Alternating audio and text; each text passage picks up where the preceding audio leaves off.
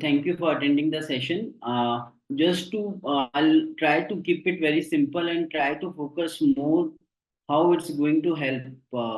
Because I think one thing we have to understand that we cannot do anything except accepting the fact. So, if we look at on overall perspective, what is the overall budget perspective government thought process? I think two things which has come out very clearly from the government, they wants to promote more long-term investing. Secondly, they wants to make asset class perspective tax neutral, which means over a period of a time, irrespective of any asset class where you are investing, your tax treatment will not be different.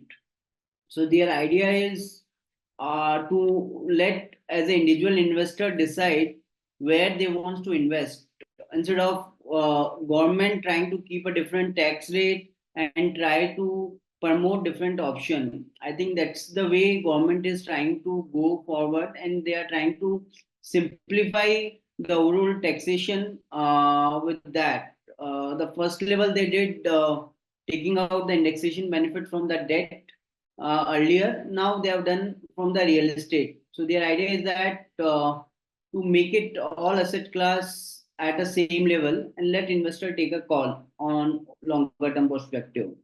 Third thing which has come out very clearly that new tax regime is going to be become as the only tax regime going forward perspective. The way slowly government are increasing all the benefits only under the new regime. So their idea is that to make everybody as a part of new regime over a period of a time and not to focus on any of the deductions, because their thing is very clear that let investor decide where they want to put their money instead of giving the tax benefit under ATC, ATT and other different sections, and trying to make things complicated on an individual level. I think these are the three key things if I look at from a personal finance perspective which has come up. From a future perspective, at least one thing which we can look at, I think one thing which can come up is the inherent tax, which is possible, I think, over a period of a time, not right away, but I think that is a something which could be the next level of a bigger taxation change, which is possible. So I think from a planning perspective, we have to keep aware what are the things possible from a future perspective. Now I'll just take on the different part that what are the key highlights of the budget. So I think if you look at predominantly government focus was to have a fiscal prudence, keep fiscal deficit within in line, so 4.9% of the GDP, which is in line. And overall, if you look at the receipts to expenditure side, I think their more focus in this budget was on social side more than any other sector.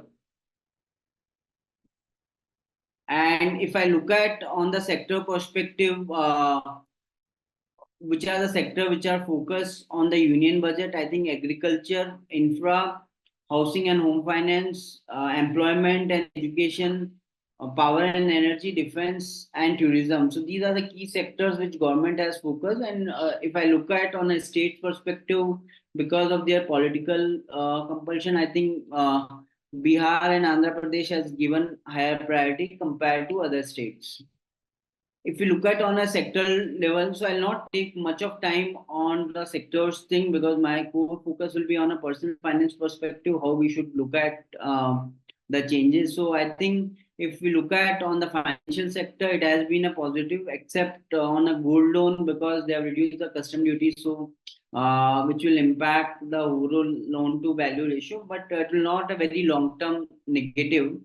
And if you look at auto and power side also, it has been a positive because government is doing a lot of efforts to make focusing on the manufacturing side to make India as a hub on the manufacturing side. So that is where they're doing a lot of initiative on manufacturing light sectors. So the same way, if you look at cement, pipes, infra, it has been neutral. Healthcare, it has been positive. Lot of changes they have done in terms of exempting some of the drugs from the custom duties. And for insurance also, it has been neutral because they have not done any change in terms of taxation perspective, which they have done it earlier.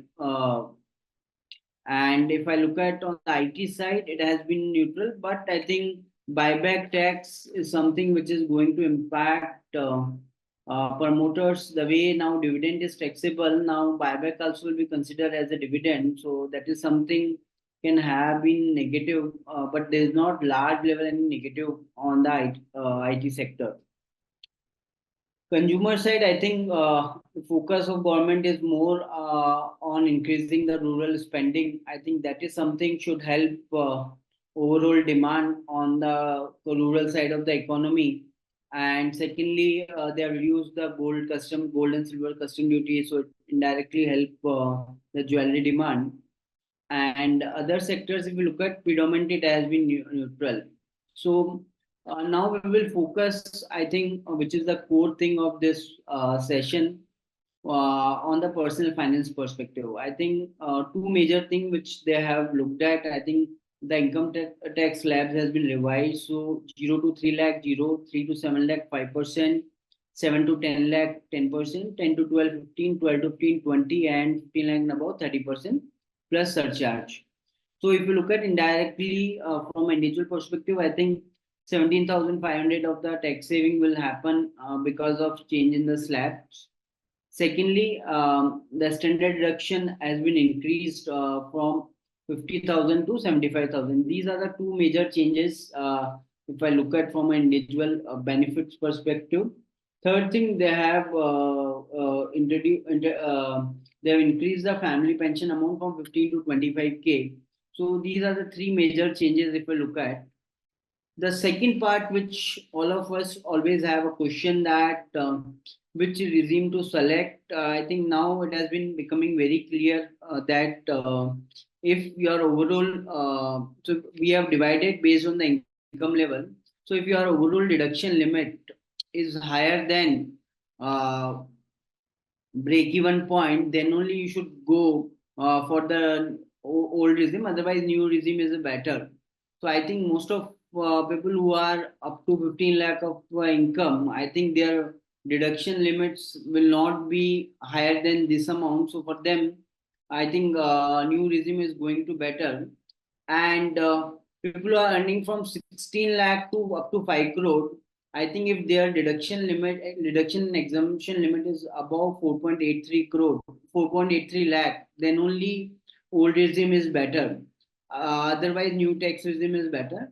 And above 5 crore, new tax regime is better because the surcharge benefit which is given on the lower side, it's only on the new regime. So if I look at on a prima facie, I think new regime going to be beneficial for majority of the people except who have a HRA benefit. If I look at which is the larger component of the benefit and deduction perspective. So I think if I look at base number for anyone, I think 4.83 lakhs, which they can keep it if their deductions and exemption is higher than 4.83 lakhs for about 16 lakh to up to 15 crore, which is majority of us in that bracket. So then only old regime is better. Otherwise, new regime is better if your overall deductions and benefit is lower. Next, we will come, I think, which is one of the major thing which has been a part of the budget, that they have done a lot of changes in terms of the capital gain tax. So we'll go section by section. So first we look at on the stocks and equity mutual funds. So there, if you look at earlier, short-term capital gain was 15%. Now it has increased to 20%. Same way, long-term capital gain has been changed from 10 to 12.5%. There is no change for the holding period. So for equity, it's a 1 year. It's a holding period. So below 1 year, if somebody is holding, it's a short term. Above 1 year, it will become a long term. Then next section come on a debt and non-equity MF. So if you look at there, it's same like earlier. There is no change because government has already have done changes on a debt side. That is completely as per the slab. Then on the bonds, if you look at now, it has been, if it's a listed bonds, I think 1 year is as per slab, and after 1 year it's 12.5%, which was earlier 10%. So we have highlighted here what is the change in the overall tax, old LTCG, which means long-term capital gain. What was earlier, now what is the thing? So now long-term capital gain has been increased from a 10 to 12.5%, and short term has increased from 15 to 20. The major change, if I look at where it got benefited, if I look at, one is equity fund of fund, where earlier it was as per slab rate, now it has become 12.5. Same way, if I look at gold and silver ETF, which earlier is as per the slab, now it has come 12.5%, and overseas fund of fund and gold fund. So there also it is 12.5%. So these are the four major things where the benefit happen. But within that, if I look at ETF, have a comparatively higher benefit than the funds, because here the holding period for considering long term for ETF has considered 12 months, and for funds it has considered 24 months. So that's a one thing which has been on the higher side. Secondly, government has increased the long-term capital gain exempt limit from 1 lakh to 1.25 lakh. In simple language, in a year, if you are making 1.25 lakh of a gain, which you have booked, and so up to that, it's a tax free. So the one of the strategy which could be that for individual investors who are having investments up to 25 lakh of investment, if I look at on an individual level, so every year at least they can plan that some if their overall gain 1.25 lakh, which means on the investment, if I look at on the 10 lakh of investment, if they are making 12.5% return, so if they sell 10 lakh of investment and buy it back again, so up to 1.25 lakh of gain is a tax free. So one of the strategy, if I look at what we can drive and use it, that is called tax loss harvesting, which means we book the profits, and secondly we can look at anything which we are at a loss, that is called tax loss harvesting. Sorry, I told other way around. So tax loss harvesting, where you sell if anything at a loss and adjust against the profit. So two things which we can do it. One is booking the profits up to 1.25 lakh every year, so that up to 1.25 lakh of long term capital gain is tax free. Secondly, we can adjust against the loss to profits, so that overall our capital gain will be on the lower side. And compared to funds, ETFs is the better from holding period perspective to be considered as a long term. So that's another thing which we can look at. And now gold, silver, and gold, silver, overseas fund, and equity fund of fund, they are becoming more tax efficient compared to earlier time. So that it is something which is on the better side. Now we look at on the unlisted side. So if I look at on the physical real estate, bonds which are unlisted, physical gold, stocks unlisted, foreign equities, and debt. So predominantly, if you look at there, especially on the real estate side, that was the major change which has happened. So earlier there was the indexation benefit, and 20% was the tax rate. Now it has made 12.5% without indexation. We will take in the next section that it may looks good that okay, now tax is reduced, but if you do a calculation you will realize that now tax liability is going to increase on the real estate transaction side. There we have to look at in which scenario it is beneficial. Secondly, if you look at, I think unlisted side investment, now it has become much more tax efficient. So their tax has come down significantly, especially if you look at on the stocks which are unlisted and the foreign equities and debt. So that way, I think that has been a beneficial side on an overall level.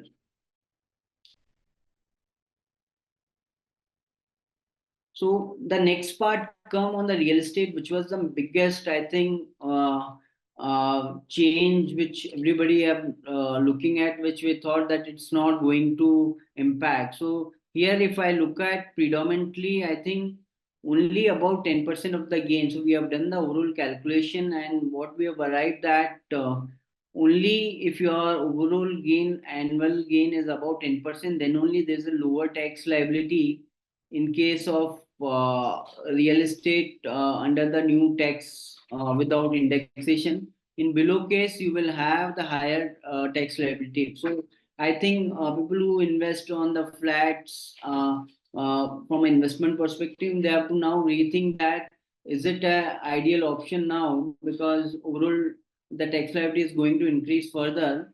Because if you look at on a long term basis on the real estate appreciation, it will be between 4 to 5% or 7% on an average. So that is something which has been now very clear that any investment which is giving below 10% growth will have higher tax implication, and that we can see here that how the tax liability has increased because of taking out the indexation benefit.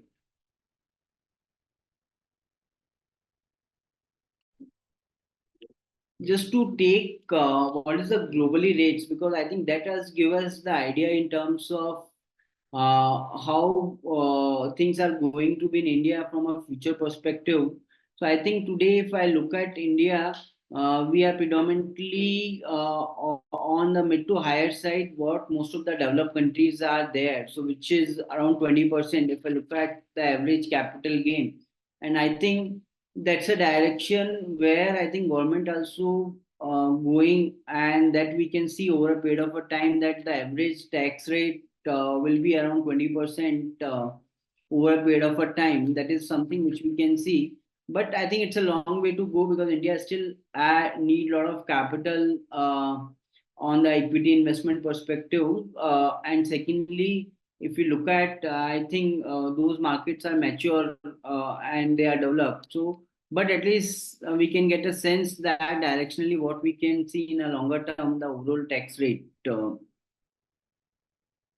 Now the focus come, what are the key investment strategies what we should look at post budget changes. So I think first thing which if I look at ETFs are becoming more tax efficient compared to the funds, so that could be a one thing looking at that.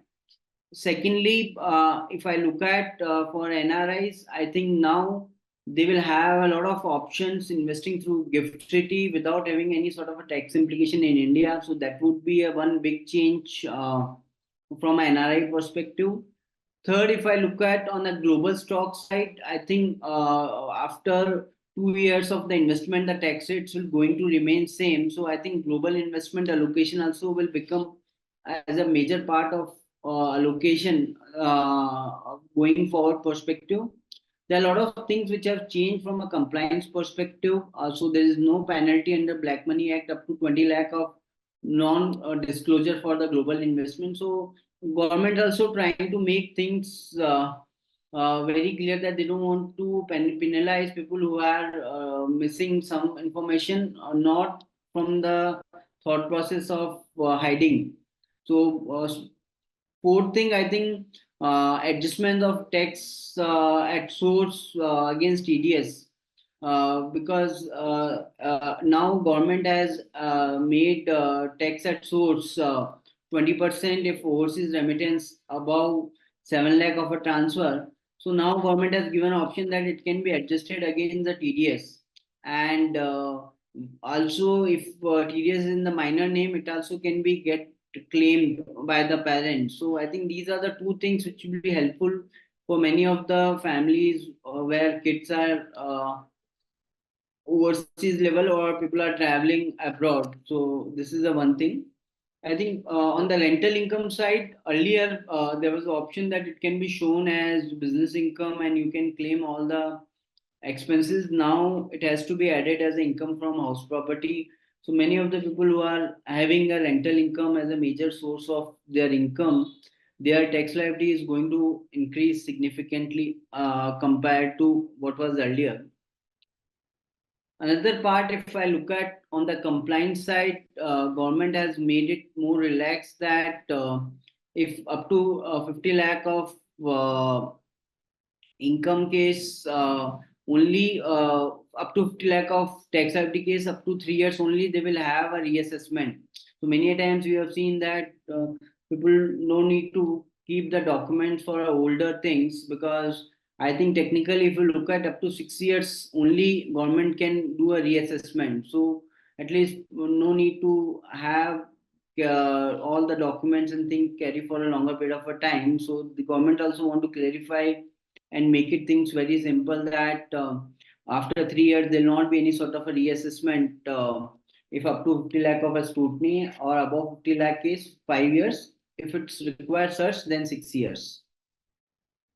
Next, I think key budget perspective changes is the gold and silver level. I think there's a custom duty of 9% reduction, which indirectly make both the asset class more attractive. And I think if anyone have maybe from a marriage perspective or investment perspective also, I think it become more attractive now, because if we look at the way governments are increasing the tax, I think they will either bring it under GST or some way other.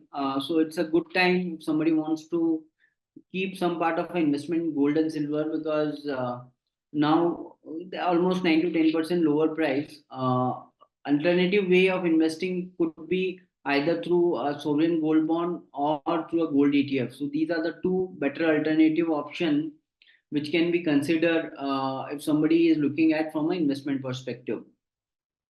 And unlisted stocks and equity fund of fund has become tax efficient, so that also could be a part of the asset allocation, which was earlier were not a significant part from a tax perspective.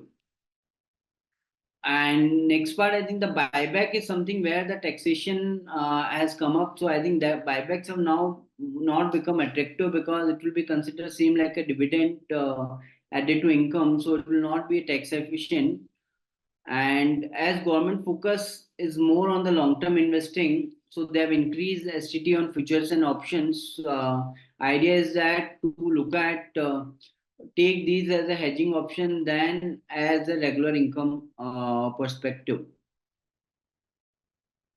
I think what are the key investment options? I think predominantly which we look at as a whole. I think if you look at starting from a mutual fund, which is a basic level apart from fixed income, then PMS, alternative NPS, direct equities, and term deposits. So these are some of the options which will be considered as an investment perspective. And I think going forward perspective, I think PMS and AIF will become a larger part of the allocations. And real estate also, the way government has allowed a lot of companies coming up through a REITs. That is going to become a larger part of the component compared to the basic investments. And from a tax perspective, I think mutual funds become more tax efficient, considering their transactions are taken care at a fund level, not at an individual level. So what should be the ideal strategy from a current scenario perspective? I think as an investor, he needs to build a balanced portfolio where there is not need of a lot of changes which is required. Focus on your goals and do investment accordingly, so that you don't need to end up paying higher tax and doing investments into the options where you need a lot of changes. So I think that is the way things are going to be, where goals, risk appetite, and diversification, which will be the three key thing on the investment perspective, so that you don't get up having a higher tax liability. What are the different tax saving options which can be looked at? One is the, I think the NPS, which is could be a good tool from a tax saving perspective, which based on the individual income level, it can be considered. Secondly, I think arbitrage funds or equity savings type of a funds would be a very ideal thing compared to FD post tax return perspective, because there is a huge difference on the tax liability, and we can save have at least annually 2 to 3% higher returns into these option compared to FD because of the tax efficiency and the higher returns. So typically, arbitrage funds currently are delivering 7 to 8% return, but they have a 12.5% tax liability compared to FD added to income. So anybody who is in a higher income slab, for them, equity savings and arbitrage fund would be a good option if he is not looking at from emergency fund perspective. Another things which could be that family level investments could helpful so that the overall tax liability will be lower side, considering up to 1.25 lakh of long term capital gain is tax free. Secondly, investments can be done in the kids name, so that once, if they are minor, so once they become major, so it will be considered of their income instead of your income. HUF could be the other alternative where investment can be done through HUF account, and the income will be considered at a HUF level.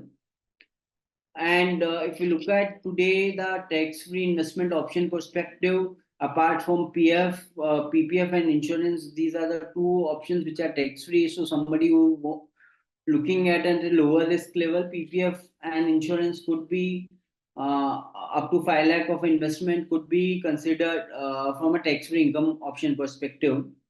And last part would be if you look at, I think, doing investments at a parent's name or through a gift where it can help them to take care of their regular expense perspective. And secondly, there not be any sort of a tax implication or higher side for person who is at a 30% tax bracket.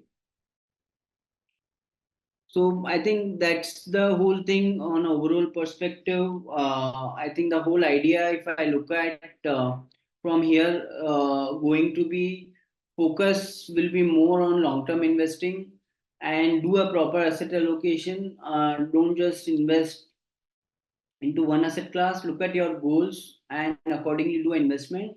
Still, if I look at, there are a lot of options which are there, which are people have not used and which can be considered to have a better tax efficient returns. And secondly, I think planning becoming a very critical part from an investment perspective, because the more churning you do in a portfolio, it is going to have an impact more on a taxation perspective. And a lot of asset class has become more tax efficient. So it is not that everything has become higher tax side. So that is something which can be looked at as a better alternative. And ETFs have become more tax efficient compared to fund of fund. So that is something which can be looked at as a whole. Apart from that, I think if you look at real estate, also needs to, people need to rethink before looking at, if their overall gain is about 10%, then only they should consider.